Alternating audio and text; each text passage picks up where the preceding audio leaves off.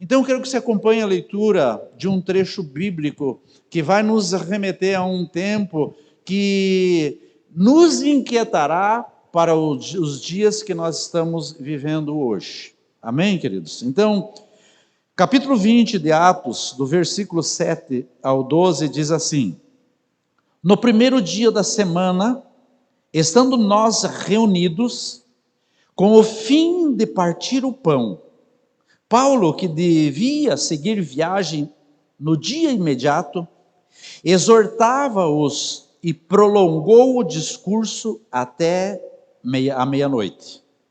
Havia muitas lâmpadas no cenáculo onde estávamos reunidos.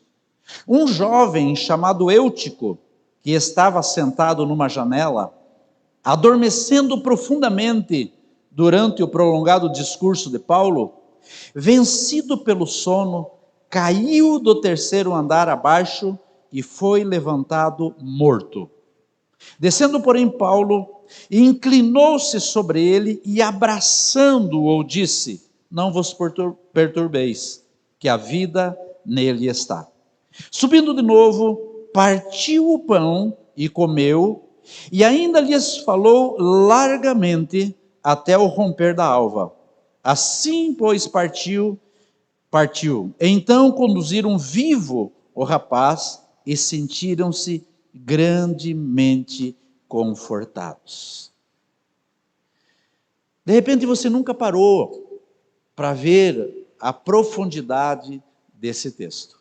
Mas eu quero lhes dizer, queridos, que a palavra do Senhor ela é tão preciosa, que há 2000 anos atrás, praticamente, esse episódio ocorreu numa reunião de igreja.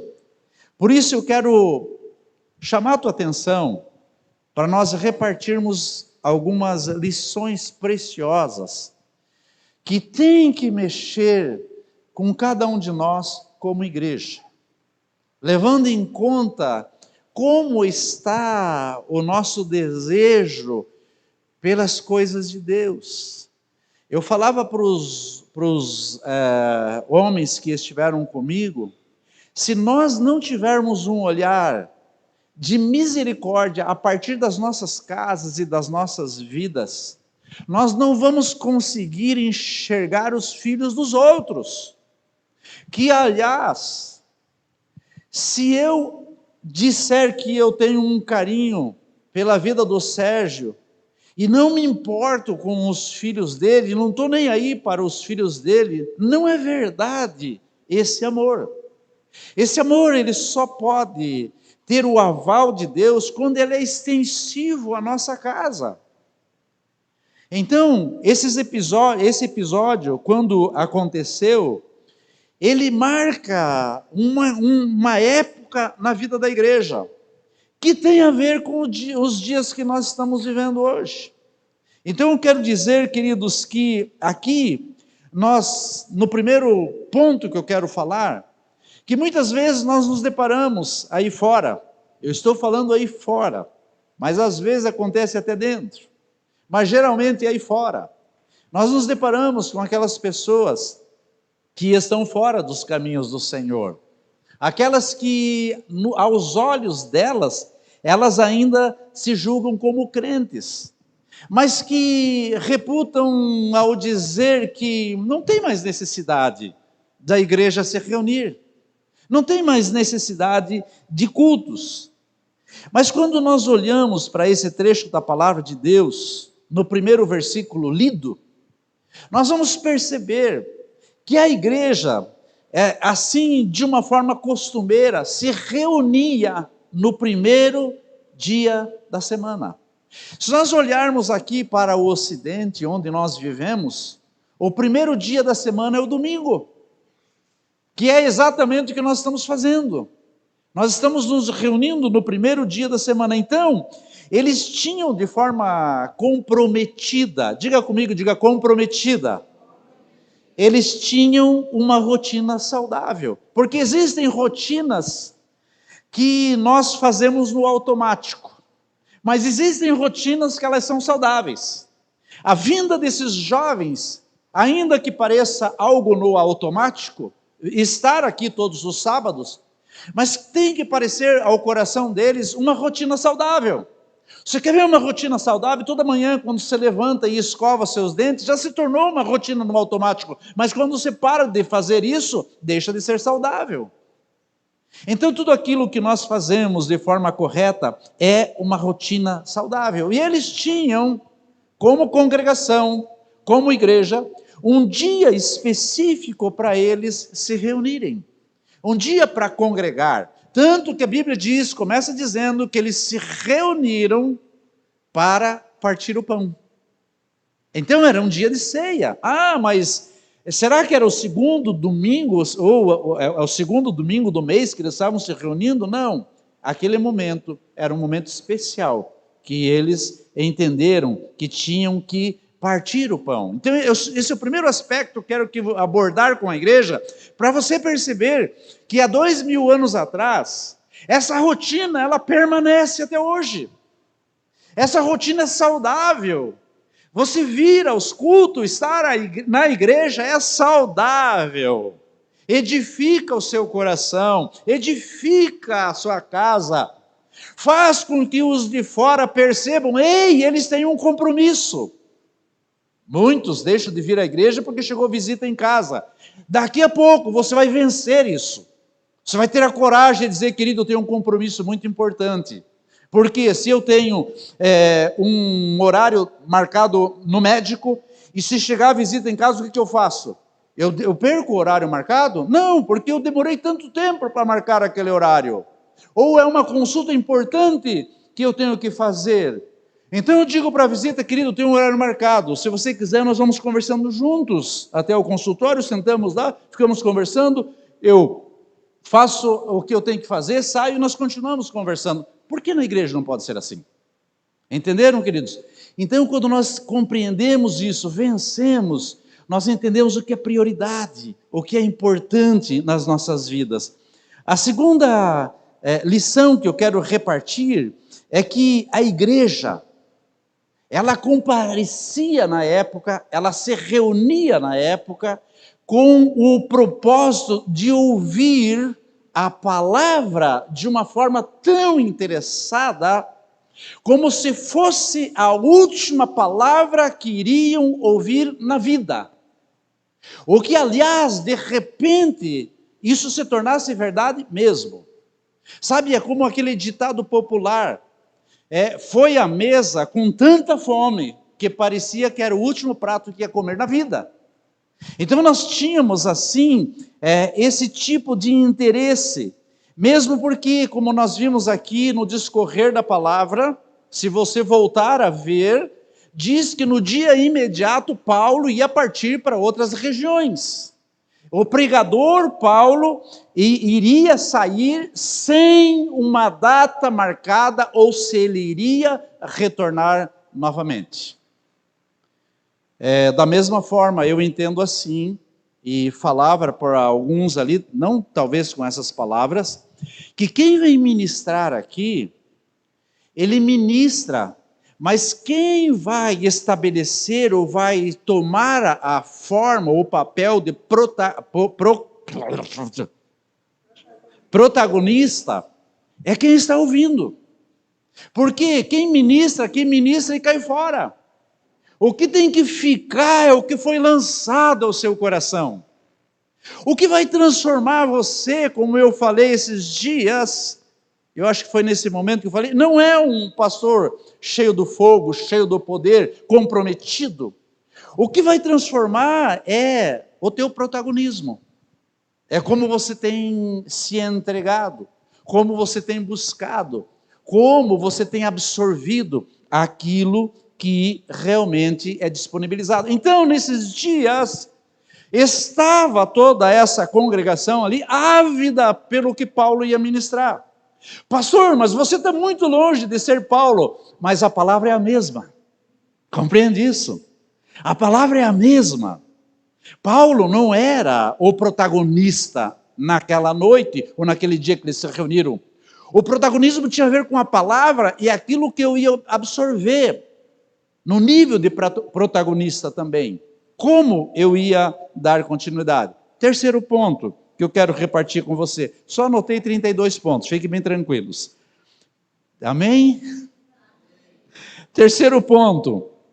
Escute isso, queridos. São algumas coisas, algumas nuances que tem que mexer conosco. A palavra é tão preciosa que até as vírgulas, elas entram como flecha em nossos corações, como espada, ou melhor, de 2 gumes, para cumprir o propósito que o Senhor deseja para a minha e a sua vida. E no terceiro ponto, eu vejo aqui uma citação nesse texto, que fala que naquele cenáculo haviam muitas lâmpadas. Pode dizer comigo? Diga muitas. Diga lâmpadas. No ambiente natural, o que representavam essas lâmpadas? Essas lâmpadas eram recipientes ou frascos que eram colocadas cheias de óleo. Mas elas precisavam ser ateado fogo nelas, para que elas tivessem ou cumprissem o papel para iluminar aquele ambiente. Então, vou repetir, eram lâmpadas no âmbito natural, que continham óleo e que precisavam do fogo para poder iluminar o ambiente. Então esse é o aspecto natural. Mas deixa eu repartir com a igreja a visão que o Senhor quer trazer para nós nesses dias no âmbito espiritual, enxergando pessoas como lâmpadas. A Bíblia diz que nós somos o quê? A luz do mundo. Então, se eu sou luz, eu sou uma lâmpada, que por onde eu ando, se ela estiver apagada, as trevas absorvem essa lâmpada. Mas se ela estiver acesa, a Bíblia diz que elas dissipam as trevas. Então escute isso. Essas lâmpadas são pessoas que durante a semana se consagram em devocional bíblico, se consagram em jejum, se consagram em oração. Essas lâmpadas, no âmbito espiritual, são esses que se entregam à vontade de Deus, que se deixam ser aguçados por fome, por sede, pela sua presença. Então elas vêm para um ambiente, e a somatória dessas lâmpadas, uma, mais outra, e mais outra, e mais outra, clareia o ambiente, no âmbito natural e no âmbito espiritual. Então essas lâmpadas, elas se encaminham para o lugar, para o cenáculo, para o lugar da reunião, para o lugar do culto, com fome, com sede. E aí se encontram desejosos pela manifestação do Senhor, porque o Senhor não se manifesta no âmbito de trevas. A Bíblia diz que comunhão haverá entre a luz e as trevas. O Senhor se manifesta onde tem sede, onde tem fome, onde tem desejo pela sua presença. Então, queridos, no ajuntamento dessas lâmpadas cheias de óleo, é o Mombele que está lá buscando o Senhor e o óleo está sendo derramado e ele precisa estar nesse lugar. É o Augusto da mesma forma, é o Yuri, é a irmã Elaine, cada um de nós vindo para cá, desejosos pelo Senhor. Então essa lâmpada está cheia de óleo, o fogo não é retido, o fogo é liberado, e há uma explosão da manifestação da glória do Senhor. Quantos estão entendendo o que eu estou falando?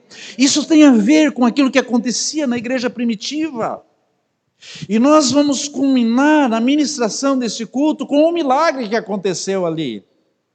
Por que esses dias não acontecem os milagres? Porque não tem pastor poderento no altar. Não é verdade. O milagre acontece quando o desejo de uma lâmpada mais uma outra lâmpada cheia do óleo do Senhor, o fogo não é detido. E quando o fogo vem, queridos, as trevas são dissipadas, as trevas da enfermidade, As trevas da falta do perdão, as trevas das intrigas, as trevas da incredulidade são dissipadas. Todo o pecado é dissipado porque são trevas. Porque as lâmpadas estão cheias do óleo do Senhor. Quantos querem ser lâmpadas cheias do óleo do Senhor? Quando a lâmpada está cheia do óleo do Senhor, se torna propício para a manifestação do fogo. É como um combustível que atrai o fogo de Deus. E aí a glória do Senhor se manifesta de uma forma tremenda. Eu quero isso para a igreja. Quantos querem isso para a igreja? Eu quero isso para a minha casa. Eu quero isso para a sua casa. Nós nos encontramos aqui nas quartas-feiras para orar, e glória a Deus, porque tem vindo um número bom de pessoas. E aí, na reunião ali dos pais, alguém sugeriu que seria importante que esse colegiado dos pais estivessem aqui orando. E é evidente que nós entendemos que alguns deles viajam, outros moram mais distante aqui do templo, alguns até em Mariópolis. Mas, queridos, os que estão aqui, não só esse colegiado, devem ser aqueles que anseiam pela manifestação do fogo de Deus. Devem ser aqueles que dizem, eu vou para lá, porque tem um chamado do Senhor para cura para a minha casa, para cura para a minha vida, para cura para a igreja. Então, eu sou essa lamparina que preciso ser colocado num lugar de destaque. A Bíblia diz que não se acende uma candeia ou uma lâmpada ou uma lamparina para colocar debaixo do velador. Mas antes ela é colocada em lugar de destaque. Então, quando eu e você nos entregamos para esse momento, aí você realmente se torna cada vez mais apaixonado, cada vez mais desejoso pela casa do Senhor. Porque você vai estar naquele lugar junto com muitas lamparinas. E aí eu falava para os adolescentes, você não está em pecado quando você está no shopping. Você não está em pecado quando você está numa festa de aniversário. Você não está em pecado quando você está no litoral. Mas quando essas coisas tiram o teu apetite, o teu desejo, o teu anseio por estar na casa do Senhor, perceba que essa lâmpada já está quase vazia. Essa lâmpada está secando. Então, como acontecia naquela época, o Senhor quer nos encher do óleo da sua presença. Amém, queridos? Esse é o desejo do coração do Pai. O quarto aspecto, ou a quarta lição, o quarto aspecto que eu quero repartir com você, agora sim, tem a ver com áreas das nossas vidas, tem a ver com compartimentos da nossa alma, que nós precisamos nos ajudar e vencer. Esse tempo que nós vamos estar investindo aqui com os jovens é com esse propósito. Eu falava para eles antes, se enganam vocês ao pensar que o pastor está deixando outras atividades para estar aqui para nos abençoar. Não, eu sou o mais abençoado. Por quê? Porque ninguém dá daquilo que não tem. Eu preciso ter um bom depósito para poder promover uma alimentação, para servir a mesa. Eu preciso ter um bom conteúdo para repartir com aqueles que vêm com sede e com fome para receber. Então a primeira pessoa desafiada sou eu, a mergulhar nesse rio de bênçãos que o Senhor tem liberado nesses dias. E da mesma sorte, o desafio é dado para cada um desses pais que vão estar aqui ministrando os seus filhos, para que venham com o devido preparo, para que venham com as experiências que já acessaram, para poder derramar sobre essa geração. Evidente que não são pais perfeitos, como eu também não sou, mas que isso não impede de nós derramarmos da abundância que o Senhor deseja que nós busquemos. Amém, queridos? Vocês verão na vida dos seus filhos que terão testemunhos para contar em casa acerca do que eles vão estar ouvindo. E a respeito daquilo que eles estarão se envolvendo uns com os outros. Por quê? Porque a igreja, ela não tem a ver só com o ministrar ou derramar no nível eclesiástico ou da palavra, mas tem a ver com um conceito de como isso está trazendo resultado na minha vida. E aí eu conversava com eles. Nós precisamos exercer a prática aqui de como nós nos comportamos nas nossas casas. O que nós fazemos em casa? Nós somos proativos em casa ou somos largados? Porque se você é largadão em casa, você vai ser largadão aqui na célula ou no momento da comunhão. Daquele que só recebe e não consegue dar. Daquele que não tem um mínimo nível de proatividade. A igreja funcionava nos tempos primitivos, porque tinha a visão correta dos céus. Amém, queridos? E nós precisamos acessar isso.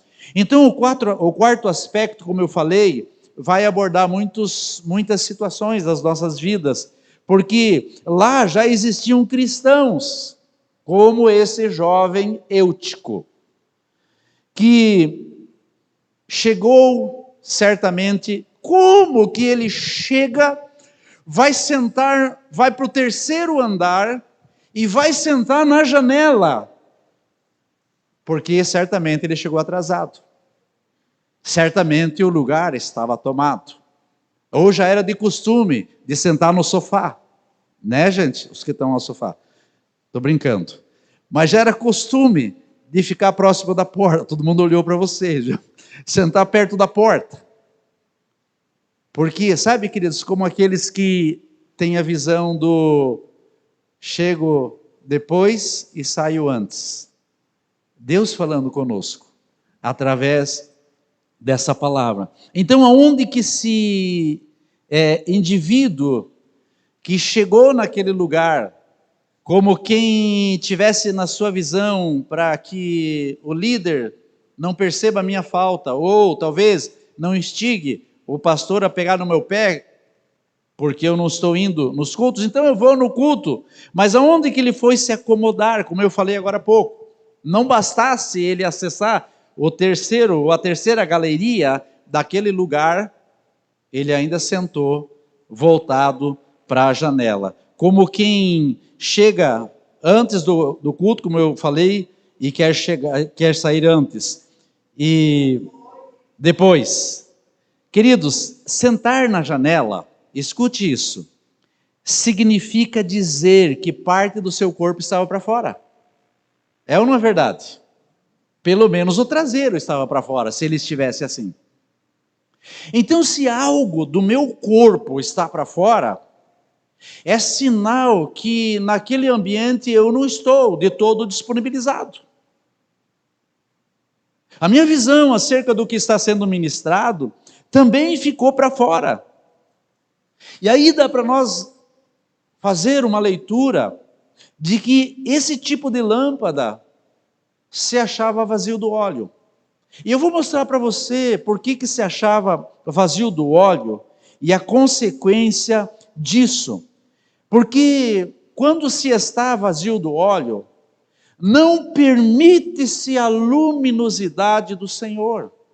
Não se permite que o fogo pegue, como que uma lamparina sem óleo, o óleo que era próprio para que se teasse o fogo, como que pegaria o fogo se não tivesse óleo? Deixa eu dizer uma coisa para você, queridos. Hoje nós temos muitas vidas, muitas pessoas de boa vontade, que querem o Senhor, que anseiam pelo Senhor, que vão aos cultos, que vão às células, mas que não acessam a palavra, que não têm um tempo de devocional. Jejum desconhecem, nem o da sexta-feira, que a visão romana pelo menos faz, ou o Ramadã faz durante, o povo islâmico faz no período do Ramadã. Tem crentes que não sabem o que é jejum, não sabem o que é uma consagração. Então são pessoas que estão secas do óleo, mas anseiam pelo fogo do Senhor, em várias áreas das suas vidas. Sabe quando vai acontecer o fogo do Senhor? Nunca.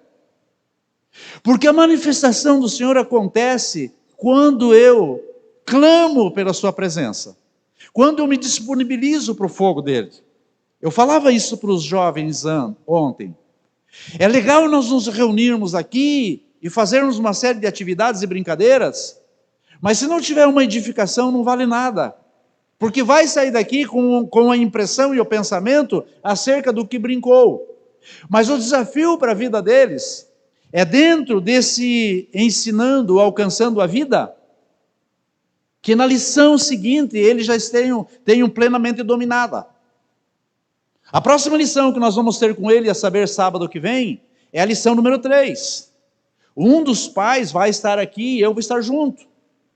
E eles foram desafiados já virem preparado, essa lição preparada. Atenção, pais, indague seus filhos se eles estão acessando essa leitura.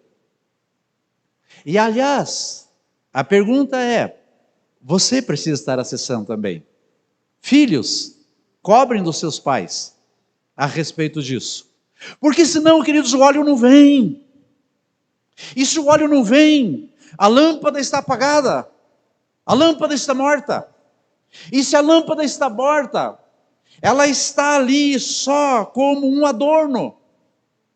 Ela está mais propensa a criticar as que estão acesas do que ajudar, do que trazer uma luminosidade naquele ambiente, do que trazer um momento de alegria para aquele momento.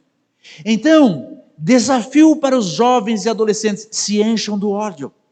Tem uma Bíblia, tem um livrinho que contém a palavra de Deus ali, tem as direções, tem a lição. Essa lição é para provocar você a se encher do óleo. Agora, e você, pai? Você sabe que esse livro também está à tua disposição.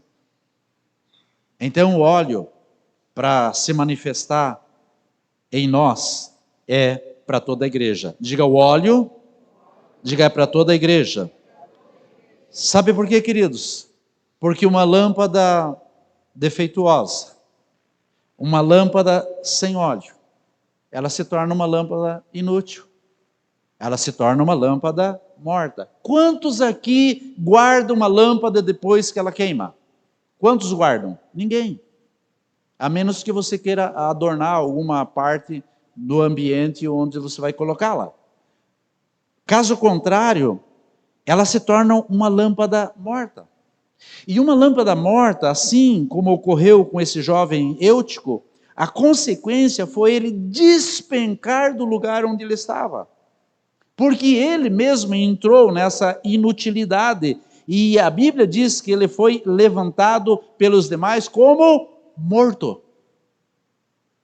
Diga lâmpada, que não é útil. Diga é uma lâmpada morta. Como está você como lâmpada? E uma lâmpada morta é uma lâmpada sem óleo. Como está o nível de óleo na sua vida? Quinto ponto e penúltimo. No aspecto da igreja primitiva, queridos, nós percebemos que, apesar da atitude e da falta de interesse desse moço que foi sentar lá no terceiro andar ou ficou na porta, da falta de se concentrar naquilo que estava sendo pregado, assim como eu percebo a concentração de vocês, pensando assim, onde que o pastor quer nos levar além do que está fazendo. Era isso que eles estavam diante de Paulo, onde Paulo quer nos exortar. Paulo estava exortando eles, a exortação é uma animação.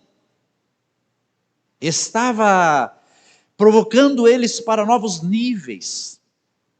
Era diferente de uma admoestação, quando é uma chamada de atenção. Então eu quero que você receba hoje como uma exortação, uma provocação para você alcançar um novo nível.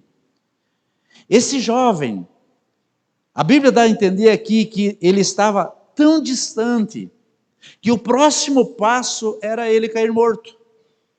O distanciamento da igreja, a falta de óleo, a falta da busca da manifestação, da iluminação de Deus dentro de nós, nos coloca na vereda da morte. A Bíblia diz que há caminhos que para o homem parecem perfeitos, mas dão em caminhos de morte. Assim estão aqueles que dizem assim: para que se reunir a igreja? Para que ir para as reuniões de cultos?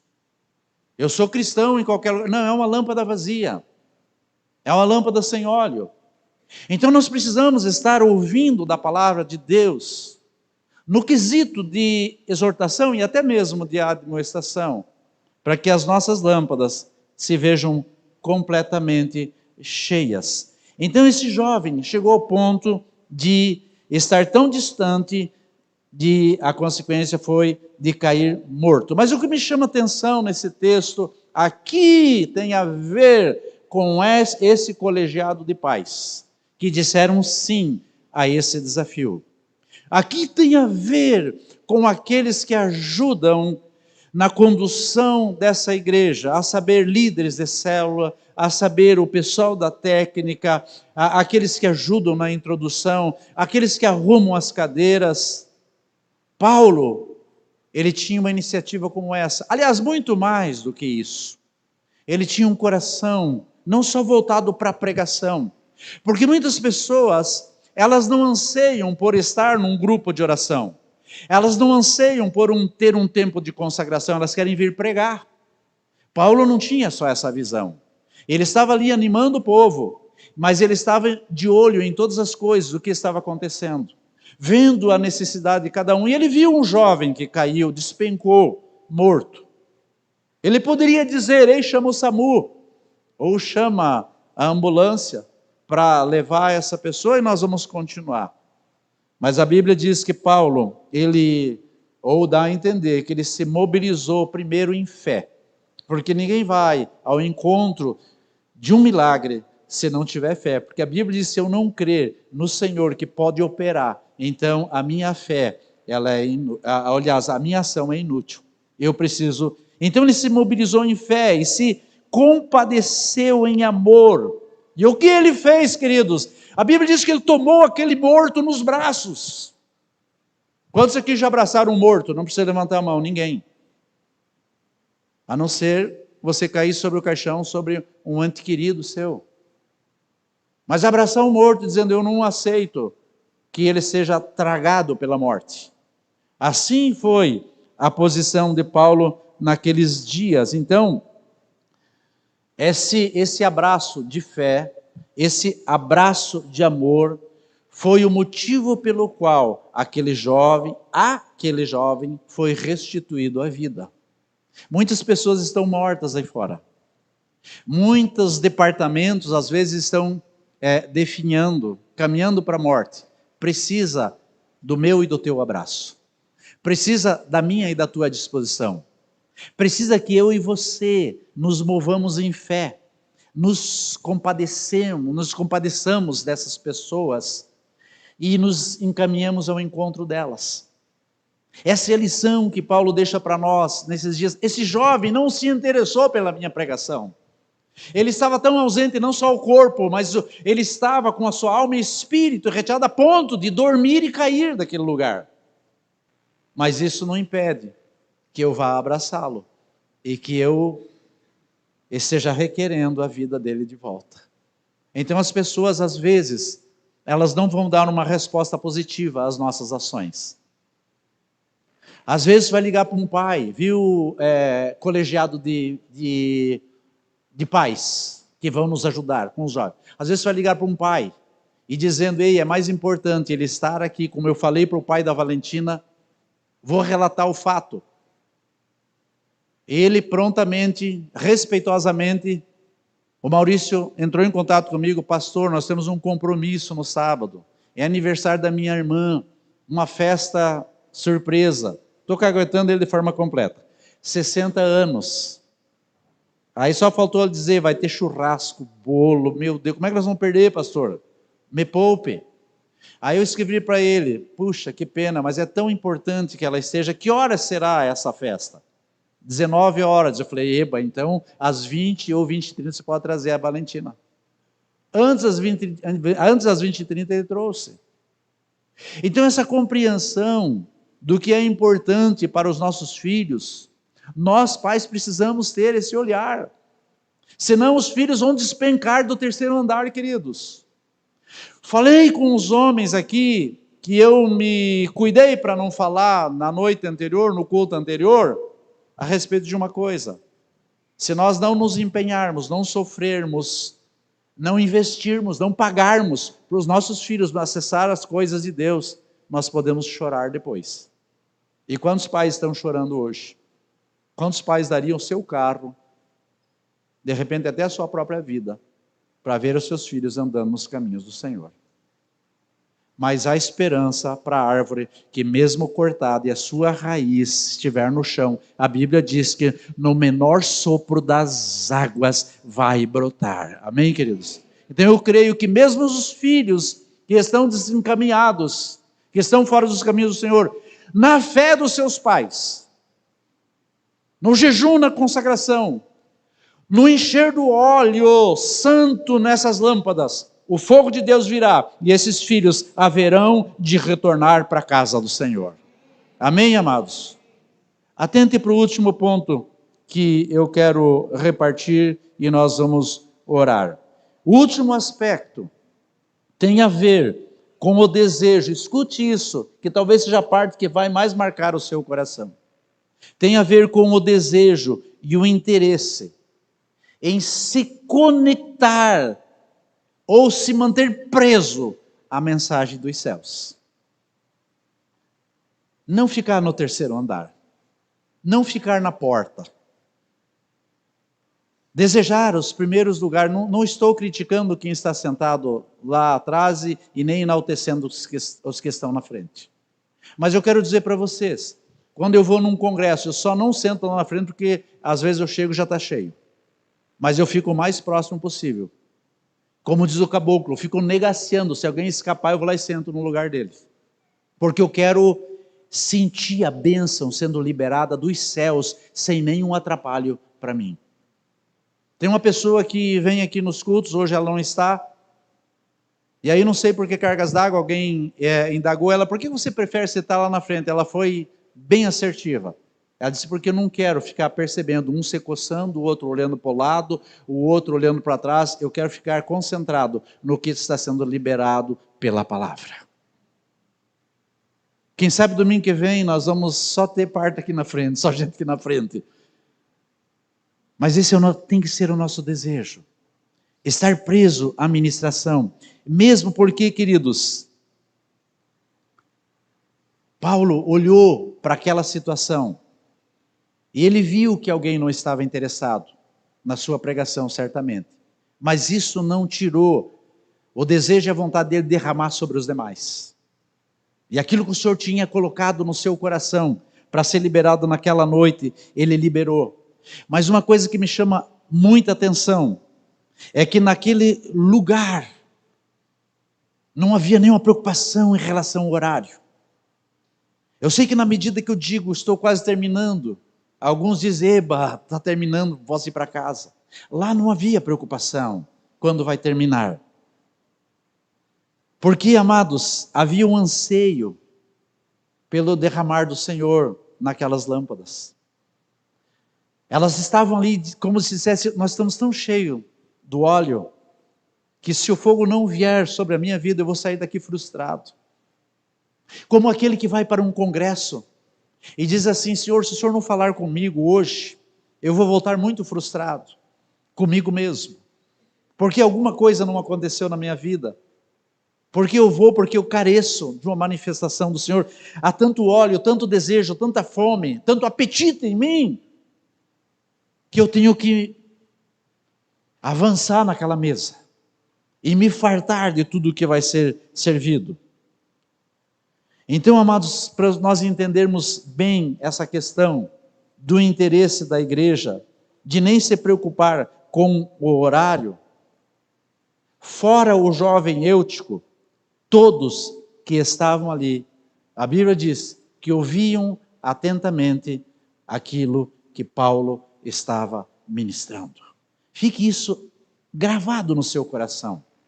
Venha para os cultos, ou vá para a célula, venha para a reunião de jovens, venha com esse desejo, não se distraia por nada. Tem gente, não é um senso crítico para quem vai no banheiro,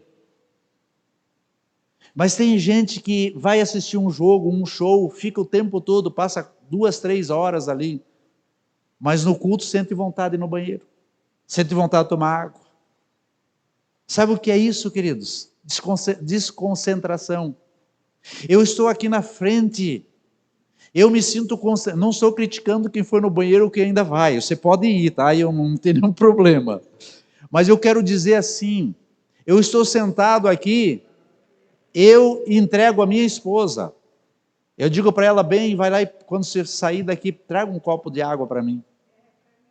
Para eu não ir, para que ninguém fique olhando para mim e tenha um senso crítico, o pastor está desconcentrado, então eu também posso. Eu tenho que ser o primeiro a estar aqui junto com o pessoal do louvor adorando, conectado com cada palavra. Você saindo daqui, você vai lembrar do que foi ministrado no louvor, isso tem a ver com conexão de fogo no óleo da sua lâmpada. Encerrando aqui então, agradando o coração de muitos. Aleluia. Detalhe, queridos, sabe que horas que o Eutico despencou do terceiro andar? Quantos? Levanta a mão, quem sabe? Que horas? À meia-noite. Isso significa dizer que eu tenho mais 2 horas e meia para ministrar. Aliás, mais 4 horas e meia. Não, 20, 30, 21 e 30, 22 e 30, 23 e 30, 3 horas e meia. Quantos são felizes por isso? Não diga amém, eu sei que você não está. Não me minta.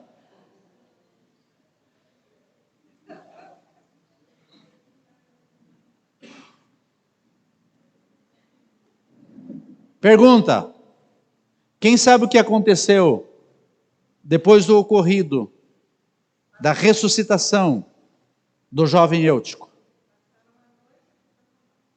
Vou ler para vocês. Aquele povo se deliciou estava tão conectado, tão faminto, tão desejoso do fogo, que se deliciaram com a mensagem dos céus até o romper da alva, ou seja, quando o sol apareceu. Isso fala alguma coisa ao seu coração? Como você vem para o culto? Pensando na sobra da maionese, no pedacinho de churrasco que não conseguiu comer tudo? Escuta, você não é diferente da minha atitude, eu também penso nisso. Mas o que eu quero dizer é que pelo menos essas 2 horas que nós passamos aqui entre o louvor e o liberar da palavra, seja um momento da lâmpada, derramar do óleo, sair incendiada daqui, compreende, queridos? Seja o momento de nós não nos acharmos só de corpo presentes, que seja o momento de uma rotina saudável. O que é uma rotina saudável? Aquilo que vai mudar a minha vida. É uma palavra que vai trazer um alinhamento para a minha casa. É algo que eu vou me conectar a ponto de ter um comprometimento com o corpo. Por quais razões eu vou faltar nesse lugar? Glória a Deus, porque eu e a minha esposa fomos surpreendidos, e muitos aqui foram surpreendidos, alguns, quem sabe, vieram como nós aqui. Eu vou lá, agora duvido que o fulano vai, e o fulano veio. Que bom por isso. Então eu me alegro com a vida de vocês, porque essa palavra, ela só vai fortalecer o teu coração, só vai te convidar para você se colocar no nível novo. Quero pedir para que essas lâmpadas fiquem em pé, para nós orarmos ao Senhor em gratidão.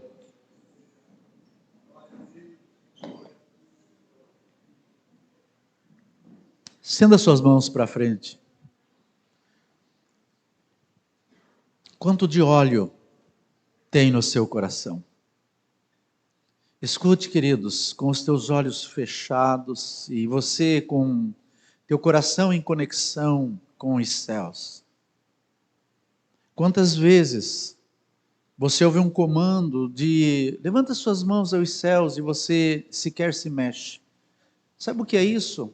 Sequidão, falta de óleo. Quantas vezes você está aqui, a adoração está sendo proclamada, e você não tem vontade de cantar junto, falta de óleo.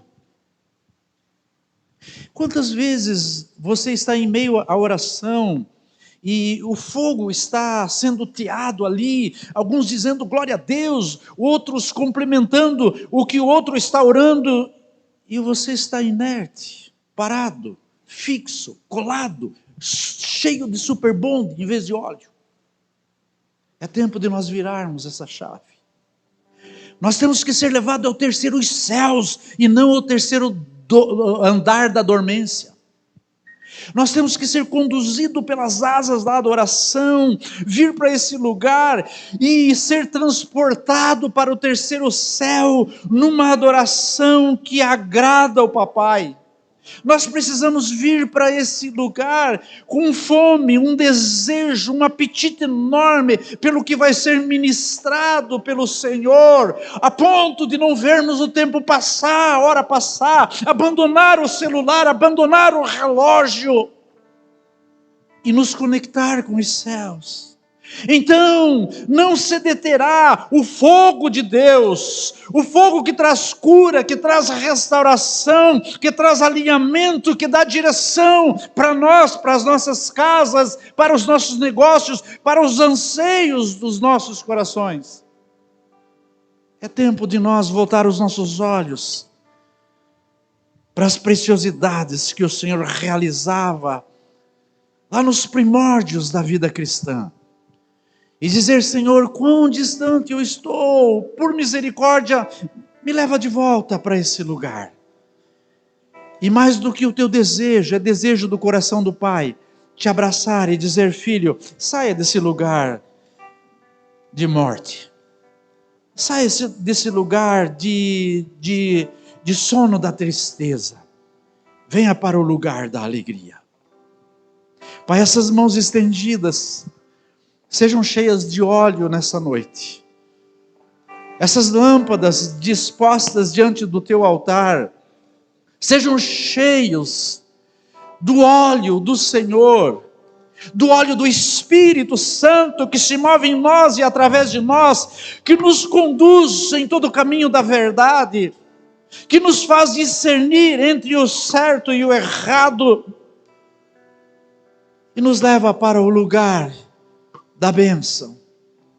Eu quero clamar, meu Deus, por essa igreja, te louvar, porque essa noite nós fomos surpreendidos e o Senhor já tinha marcado no coração de cada um dos que vieram para esse momento, para ouvirem essa palavra e se sentirem mais compromissados com o teu reino. É a noiva, Senhor, sendo adornada, é a noiva sendo preparada, é a noiva sendo ataviada para o encontro com o noivo, para o encontro com o Cordeiro, com o encontro com Cristo Jesus. As nossas casas sendo preparadas, nós sendo preparados para o dia glorioso da volta do Senhor. Nós entendemos que o Senhor já deu o melhor para nós. Às vezes nós cantamos que o melhor está por vir. O Senhor já deu o melhor para nós. Mas tem algo grandioso para acontecer, que é o encontro com o Senhor nos ares. O dia glorioso, o dia que nós sairemos dessa terra de sofrimento, de angústia, de dores, de notícias ruins, e vamos estar na eternidade, no gozo eterno. E a minha oração é para que o Senhor nos leve para esse lugar, enquanto militamos nessa terra. Por isso eu abençoo cada um dos que vieram nessa noite. Abençoo para que cada aspecto dessa palavra possa ocupar todo o compartimento das nossas almas, todo o compartimento dos nossos corações, a nossa mente, o nosso espírito seja cheio da direção do Senhor nessa semana, e essa semana seja uma semana gloriosa, onde nos encheremos do óleo do Senhor, e domingo que vem estaremos aqui transbordando da graça, da fome, do desejo de receber do fogo dos céus sobre o teu povo, em nome do Senhor Jesus. Você crê nisso, queridos? Então dê um aplauso ao Senhor. A palavra é dele.